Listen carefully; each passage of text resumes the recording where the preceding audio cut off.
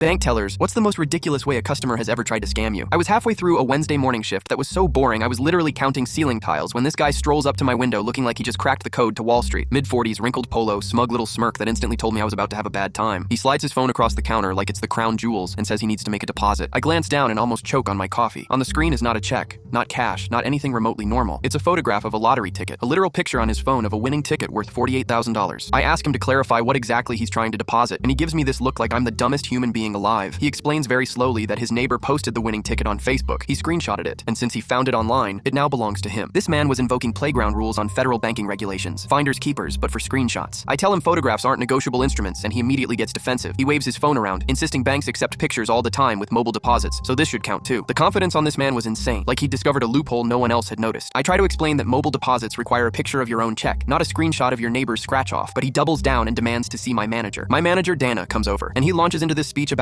digital discrimination and how the bank is violating his rights as a modern consumer. He's citing random banking laws he definitely skimmed on Wikipedia, his voice getting louder and angrier until half the lobby is staring. Dana very patiently tells him, no, we cannot deposit a picture of someone else's lottery ticket, and that's when he completely snaps. He slams his hand on the counter, yells that we're conspiring against him, and declares he'll get the money himself. Before anyone can stop him, he tries to push past Dana toward the employee area behind the teller line. He's clutching his phone like it's a weapon, shouting about his constitutional right to digital deposits. Our security guard, Vince, steps in, and suddenly they're wrestling in the middle of the lobby over a Facebook screenshot. Dana calls the cops while Vince restrains him, and this guy is still thrashing, still screaming banking buzzwords he clearly doesn't understand. He keeps waving the phone like Exhibit A in some groundbreaking lawsuit. The police show up, and I'm thinking this will finally calm him down. Wrong. He immediately points at me and says I should be arrested for theft. He claims I refuse to process his legitimate transaction and that I'm stealing his winnings. The officers look at his phone, look at me, then back at him with the blankest expressions I've ever seen. One cop asks him to explain, step by step, how a screenshot of someone else's lottery ticket proves the money is his. The guy launches into this whole rant about internet salvage rights and how anything on Facebook is public property. You could actually see the moment the officer decided this man was getting cuffed. They arrested him for attempted robbery and disturbing the peace. As they walked him out in handcuffs, he was still yelling about how his lawyer was going to bankrupt the bank and how $48,000 was rightfully his. I think it's safe to say that he won't be getting his winnings anytime soon.